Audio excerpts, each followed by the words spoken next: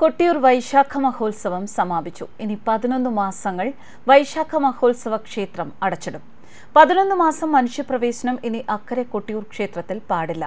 ഘോരവനത്തിനുള്ളിൽ നിന്നും കോടികൾ മതിക്കുന്ന കനകസ്വർണ്ണ തിരുവാഭരണം, സ്വർണ്ണപാത്രങ്ങൾ, തങ്കപ്പാളികൾ, വെള്ളിക്കുടങ്ങൾ എല്ലാം മണത്തണയിലെ കരിമ്പന ഗോപുരത്തിലേക്ക് മാറ്റി. മണത്തണയിലെ കരിമ്പന ഗോപുരം ഇടിവെട്ടിയാലും കവർച്ചക്കാർ വന്നാലും തകരില്ല. കോൺക്രീറ്റ് പാളികൾ അത്ര കനത്തിലും കട്ടിയിലുമാണ്. ഇവിടെയാണ് അമൂല്യമായ കൊട്ടിയൂരിലെ രത്നവും തങ്കവും സ്വർണ്ണനിധികളും സൂക്ഷിക്കുന്നത്.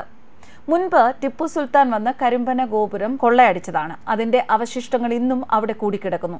ടിപ്പു എങ്ങനെയാണോ ഹിന്ദു ക്ഷേത്രം തകർത്തത് എന്ന് കാണാൻ മണത്തണയിലെ കരിമ്പന ഗോപുര പരിസരം കാണാൻ വന്നാൽ മതി. ടിപ്പു തകർത്ത പഴയ കരിമ്പന ഗോപുര അവശിഷ്ടം ഇന്നും അവിടെ കാണാം.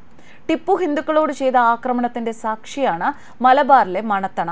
പൗരാണിക കേരളത്തിലെ ഏറ്റവും വലിയ ക്ഷേത്ര നഗരിയായിരുന്നു മണത്തണ. ഇന്ത്യയിലെ ഏറ്റവും വലിയ ക്ഷേത്രങ്ങൾ നിറഞ്ഞ നഗരി. അമൂല്യമായ നിധിയും രത്നങ്ങളും സ്വർണവും എല്ലാം കൊള്ള ചെയ്യാൻ ടിപ്പു എത്തി. ക്ഷേത്ര നഗരി തകർത്തു. ക്ഷേത്ര വിഗ്രഹങ്ങൾ ടിപ്പു കിണറുകളിൽ എറിഞ്ഞു. മണത്തണയിലെ ഹിന്ദു തറവാടുകൾ കത്തിച്ചു. മണത്തണയിലെ കൊട്ടിയൂർ ക്ഷേത്രം ഭണ്ഡാര അറയും നിലവറയും ആയ കരിമ്പന ഗോപുരം ടിപ്പു തകർത്തു. അമൂല്യമായ നിധികൾ കൊള്ള ചെയ്തു. ഇപ്പോൾ ടിപ്പുവിന്റെ കാലവും ടിപ്പുവിനെ വിമർശിച്ചാൽ തല കൊയ്യാത്ത കാലവും വന്നു. അങ്ങനെ ഉള്ള പുതിയ കരിമ്പന ഗോപുര നിലവറയിലേക്കാണ് കൊട്ടിയൂർ ക്ഷേത്രത്തിലെ നിധികൾ സൂക്ഷിക്കുന്നത്. മുൻപ് പറഞ്ഞതുപോലെ കൊട്ടിയൂർ വൈശാഖ മഹോത്സവം സമാപിച്ചിരിക്കുന്നു.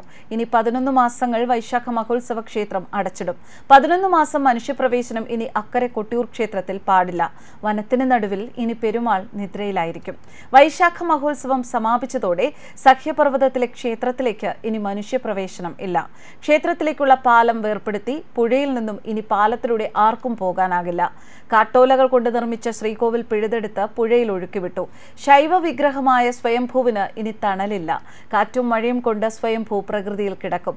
അഷ്ടബന്ധങ്ങൾ കൊണ്ട് സ്വയംഭൂവായ ശിവലിംഗം മൂടി.